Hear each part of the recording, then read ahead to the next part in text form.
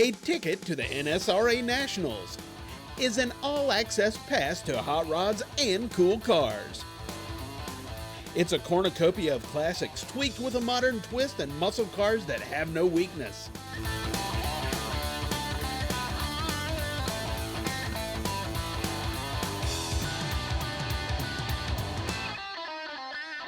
So spend the next half hour with us and enjoy a steady diet of automotive eye candy. The sprawling Kentucky Expo Complex has entertainment for everyone. But for automotive aficionados, there's only one main attraction, the NSRA Nationals. Over 10,000 vehicles in every size, shape, and color occupy Louisville for 4 days. And what happens here doesn't stay here. It spreads to shops and garages throughout the world. This is a 37 Ford 3-window coupe. We were at a show and we first seen this body, and then it was like my wheels started turning from previous cars we had. So we loved the car, and then when we seen the grille like this, and that was the whole theme for the car. So then that led into all the other fine details that are in this car. It was just a labor of love. And then, you know, I told him I wanted an orange color. It was a little different, but when he painted it and he said, well, what do you think of this? My mind was blown, and we were like ecstatic and very happy. And with the big motor, I mean, what else could you ask for? But the whole thing of this car, there's a lot of peaks on this car. The fenders, if you look, the headlights have a teardrop, so we kind of followed every theme through the car with that. So like even the wheels have peaks on the wheels. You can see the fenders. The taillights come down into a point. The console has the same design as the grille, and so does the speaker grills behind the seat and the air cleaner inside. We call it like orb scorching orange. It's kind of like, to me, it's like the burning bush, you know, it's bright, you can't miss it. I think it's one of a kind. I could probably sell gallons of this paint. When I lose my memory, I'll lose the paint coat. Another Ford from the 30s even brought along its own clone. 34 Ford two-door sedan. I bought it off a Polaroid picture in Green Bay, Wisconsin here at the show. Went up and got it, and it had 78 bullet holes in it. It looked like it had been sitting in the field. Everybody thought it was Bonnie and Clyde's car, but it was pretty rough, and brought it home, and we just kind of started working on it. It took about 2.5 years to build it. And when we stretched it and chopped the top 2.5 in the front, 2 in the back, and the top is out of an AMC Hornet station wagon. I was looking for a Chevrolet station wagon, couldn't find one in the salvage yard, so I found that Hornet. And so it turned out real well. Some of the trips, we go on long trips, I couldn't get everything in the back seat, so that was cute. So we bought that and painted it just like it. It's kind of nice having it down here. I got to buy a lot of stuff for the next one maybe, so I just throw it in there. It is definitely a driver. This is the 21st year it's been out. Got right at 70,000 miles on it. It was in a trailer just for a short time when I had a motorhome a couple years ago. But if you see it on a trailer, it's been stolen.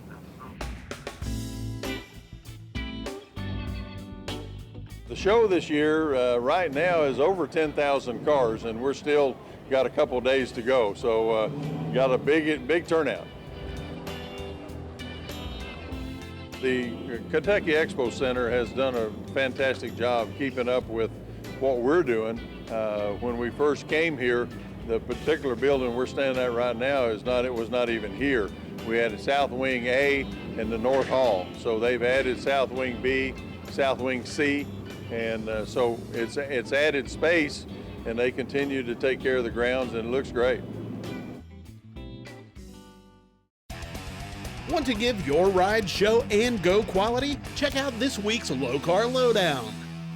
This week's Low Car Lowdown, we are going to kick down and be able to make sure it returns safely. Brian, Low Car has a bracket, has a kick down, has throttle cables for just about everything you can think of. We do. We've been fortunate enough to have a reputation of having such quality products that we've actually been in a position where most of the carburetor manufacturers come to us now and say, hey, can you help us out? And we're real proud of that, and we're real proud of the product line that we've been able to develop because of it. You guys get a lot of phone calls like, hey, do you have a bracket for, especially like something down here on the end? Yeah, do you have a bracket for a Stromberg? And a lot of people, they're like, oh, really? You do? And we do. We've got brackets anywhere from an older type carburetor like a 2-barrel Stromberg all the way up to the brand new Holley Demon type systems we've been able to make. The manufacturers are coming to you, to Lokar, to develop some of these. They are, and we've been real happy. We've come up with things, our standard tried and true that we've developed from a long time ago is our SRK 4000, which is on this Edelbrock carburetor here. And we have different choices if the folks want to go with our Bright that Lokar has, or going with the Midnight series.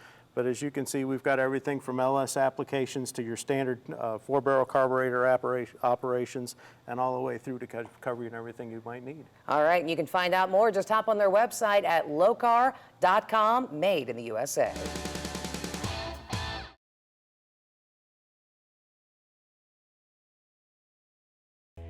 This edition of the Lokar Car Show is being brought to you by ARP, the world leader in fastener technology. Original Parts Group, the world's largest source for GMA body parts and accessories. Carpenter Industries, Ford restoration parts since 1970. And by Lokar, quality plain and simple.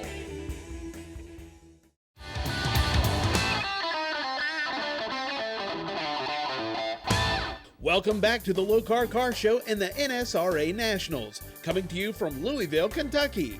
For 46 years, this event has delivered the goods to hot rod enthusiasts, and many of those fans like their speed and style served up by tricked-out trucks. It's a 1948 Studebaker M5 pickup. Me and a good friend of mine had to go to Otter Tail, Minnesota, and bought 2 of these to make one. It was just a rusty old truck from inside and outside, no seats, nothing, no glass, nothing. I basically took apart, sandblasted the frame, powder coated it, and went from there. Put as many good pieces on as I could afford.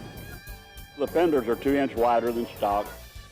The front end is Mustang tube.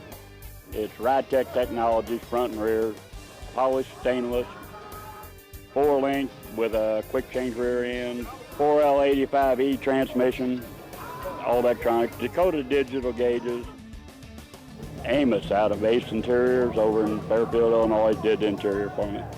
I just shipped him the truck and said, fix it, make sure it's got cup holders in it. The bed was furnished from Bedwood down in Kentucky. My first Studebaker he ever done. It's curly maple. It's got maybe 20 coats of clear lacquer on it.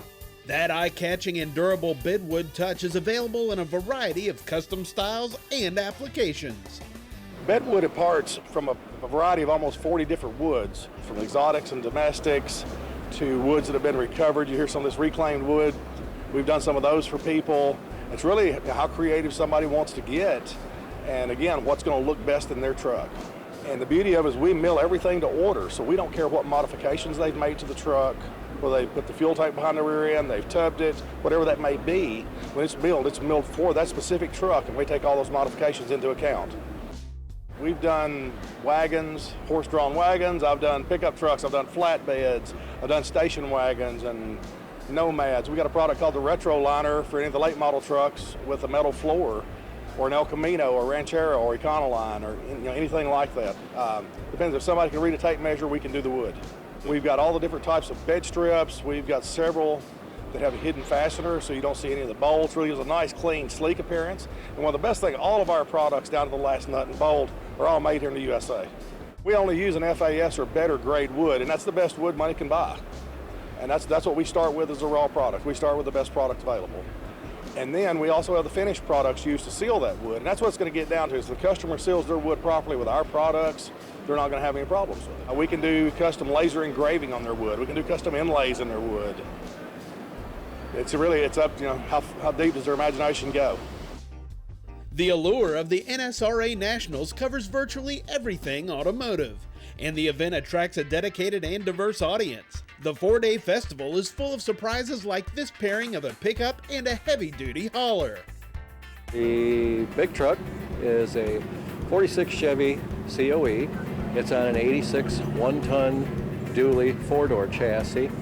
Overall, it was a 4-year project. Some of the unique parts to the cab over were a little hard to find. simply because they really only build them that style from 41 until 46. But during the war years, there was no production.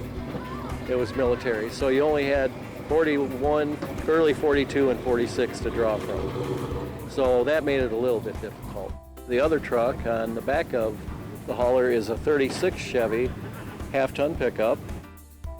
The pickup was a lot more extensive in modifications, everything from the chassis up, because it is an original chassis from 1936 with all modern suspension added to it, modern drivetrain added to it. We put a 55 Chevy dash in it, and it wraps around onto the door panels. With the silver and white color scheme on the outside, we went with a red leather interior, red carpet, and painted the dash and all the metal parts on the inside red also.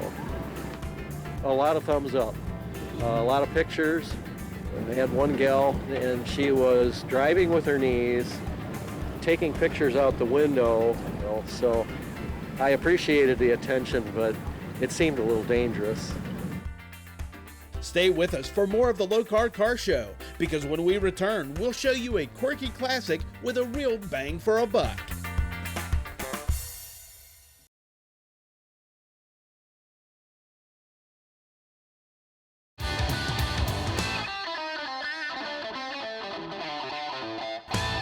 Welcome back to the NSRA Nationals. Rat rods were in abundance here in Louisville, but we found one Back to Basics Ford that resists the rodent name tag. I'd consider it more of a traditional hot rod. It don't have paint on it. I just didn't want to paint the body and stuff on it. Just leave the patina on it like it was. Sitting in a barn since '64. Yeah, patina, I think they earn it. The cars earn the patina on them. I chopped top and made a whole new chassis for it. Put that 355 Chevrolet in it. Bored out, 30 thousandths over. Yeah, headers are custom made out of just 2-inch tubing. Hunted around flea markets and swap meet stuff and got me a bunch of feed sacks and put it in the interior, man. Made it look like an old barn, coming out of a barn, man. The Mountain Dew bottle on the side is the radiator overflow. And then it's got the hillbilly on there, and we're from West Virginia, so everybody relates West Virginia Mountain Dew. So. By far the oddest car on the grounds is a marvel of seat-of-the-pants engineering. This was a 1923 four-door Hudson with 4 steering wheels, had 4 brake pedals and 4 gas pedals, and we can drive the car anywhere you would like to drive, any seat. Been some rat rod shows and car shows and I've seen cars, and I like to be different. For the gearheads, we have 2 steering boxes on the driver's side tied together with a center link out of a 78 Ford truck. Then from my front driver's wheel to the passenger side, I have gears off a combine and chains of combines that turns the passenger side. In the rear, I have a timing chain off of a Chevy, I think it is. They're good about that, losing timing chains and stuff. So you got a lot of extra parts off the Chevy there. Deer name is Buck. My father killed the deer, I'm gonna say probably 45 years ago, and I got some deer heads on the wall, and he's probably the oldest and roughest looking. And I talked to him, and he said he could drive it, and he'd be glad to drive. So he hasn't got a violation yet. The engineering oddities continue as we go from a deer to a beetle. It's either a 63 Volkswagen or a 2011 Chev wagon. Well, some fool took a Volkswagen body and built a tube frame for it, put a Corvette rear axle under it, and a Mustang 2 type front suspension, and a Chevy V8 up front. And thus, it's a Chev wagon. Get in it, just open the door and climb in, just like any Volkswagen, except there's no front seat. It has to be kind of ambidextrous and limber to get in the car. I had to take the steering column tilts up, and then the steering wheel comes off, so you have room to get in and out of the car on the driver's side. The first year and a half, I spent about 40 hours a week probably on it, just at night and weekends.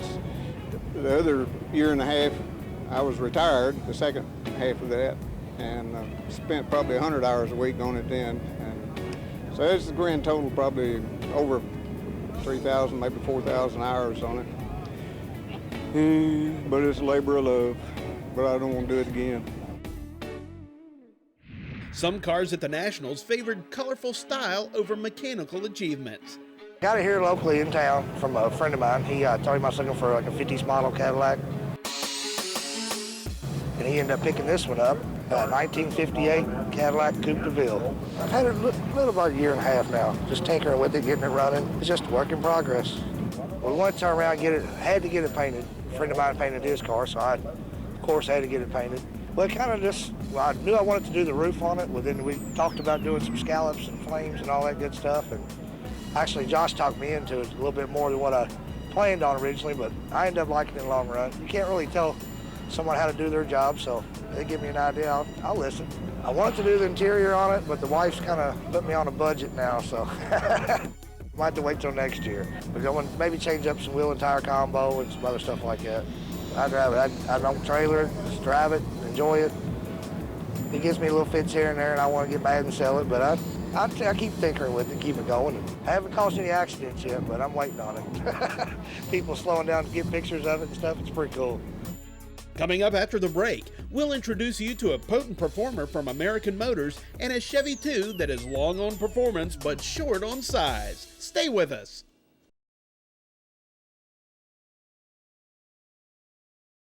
This edition of the Low Car Car Show is being brought to you by Scott's Hot Rods and Customs, premier manufacturer of independent front suspensions and chassis components. O'Brien's Truckers, your source for aluminum hot rod and custom speed accessories.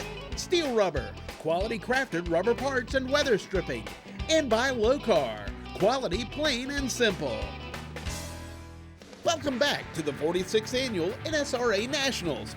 All of the cars here in Louisville have to be drivable, but some are more capable than others when it comes to hitting the highway.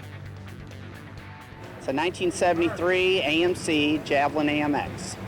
This car was actually built for Trans Am racing. Mark Donahue used to race this series, and so it was built to really handle. I just kind of took it to a pro street level. I started out with the shell, and we did a complete tube chassis on the car. It has a 16-point cage, narrowed a Ford 9-inch rear end, and put a bunch of strange components in it. The engine's actually a 401 AMC motor, and it's out of my first car that I had when I was 16 years old, which was a Javelin AMX. And it's 30 over, it's Vinola piston, 7.5 to 1, 671 blower on it, 2 quick fuel carburetors. I made about 750 on the dyno. I've had it in there for the life of the car, which has been about 19 years. If I do drive it on the street, if it gets rained on, then you know that I don't mind. It's got its battle wounds on it from over the years, but it would actually go wherever I wanted it to. But I don't know how enjoyable a ride it'd be. It'd be a little bit rough, and I'd probably have to hit every gas station on the way. Many of the cars here today have been restored to better than new, but a frequent challenge to builders is improving their electrical systems. A solution has arrived. We're here at NSRA Nationals. We're Spaghetti Engineering, the makers of Digitails, digital taillights. We've been doing that for 11 years. We've now established ourselves as the best in LED conversion kits. We're known for our sequential feature, which is unique to us. What we're really excited about here today is the fact that we can simplify and cut in half your wiring. So our new product, the DigiWatt. So the beautiful thing with the DigiWatt is you connect power one time, you connect ground one time, and that's it for all 10 relayed circuits. So now with the DigiWatt, it's as simple as 1 input wire, 1 output wire per relayed circuit. No more 4 or 5 wires per relay. You're now dealing with 2 wires. So you cut your wiring in half at least.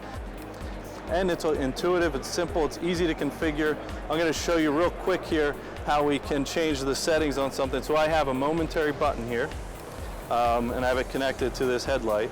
So let's say I just switched to this momentary button and I just hooked up a 40 amp headlight system. So each channel here is 20 amps, so my one channel won't cut it.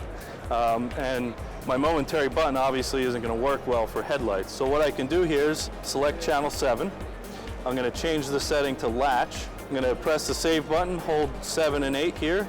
That'll link these 2 channels together. So now you have 40 amp capacity, and these 2 channels come on at the same time, go off at the same time, and it latches, even though this is a momentary button. Now what people are really getting excited about is the add-on Bluetooth module we're making. Plugs in it, and then you can control any output that you have connected to the DigiWatt from your iPhone or Android.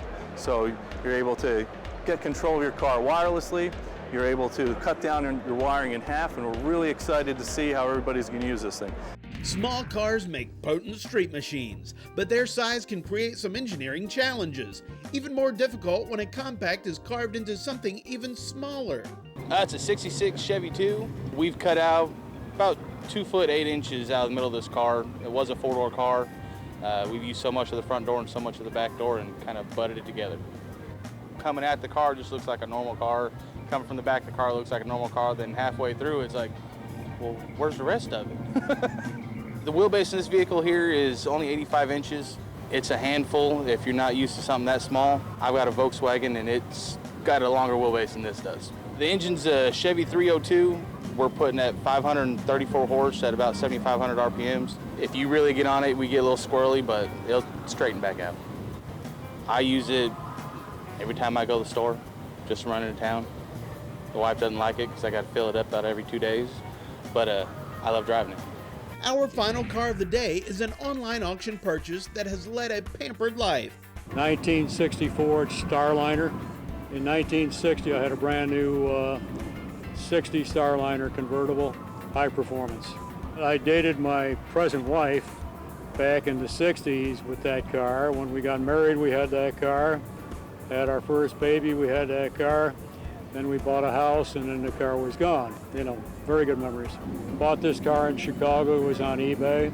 Turned out to be an extremely solid car. It was a California-built car that had been stored inside for probably 35 years. The engine is a Ford 427. It's the FE series motor. It started out as a 427. Right now, it's been stroked out to 482 cubic inch. My wife's a little upset with all the money I spend, so I'd have to defer to what my wife's going to tell me I do with it, but I'll keep it.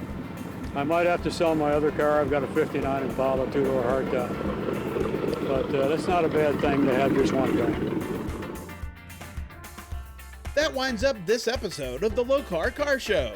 But be sure to join us next week when we return to Louisville to sample the cream of the crop, the show cars that adorn many of the booths at the NSRA trade show. See you then.